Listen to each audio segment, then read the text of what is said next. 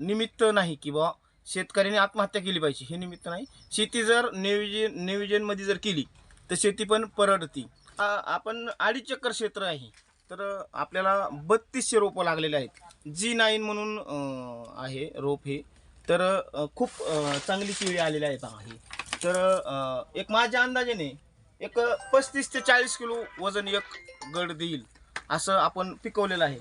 आणि ह्याला पाणी पण असं लय प्रमाणात लागत नाही. एक 2 दिवसाला 3 ते 4 तास पाणी लागतं. पाण्याचं नियोजन आम्ही इथं आमच्या एक साधारणतः 1 किलोमीटर अंतरावरती एक विहीर खणलेली आहे. त्या विहिरीला बऱ्यापैकी पाणी आहे, की जेणेकरून ह्या केळीचं भागल इतकं पाणी आहे. आणि ड्रीप वॉटर असं लय फारसं पाणी लागत नाही. कमी पाण्यामध्ये पण केळी येते. कारण 2 ते 3 दिवसाला पाणी द्यायचं आहे आपल्याला, 4 ते 5 तास.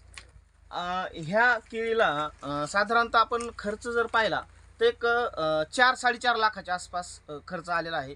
आणि हा माल आपला इराकमध्ये चाललेला आहे, म्हणजे बाहेरच्या देशामध्ये माल चाललेला आहे. तर डायरेक्ट इराकचे व्यापार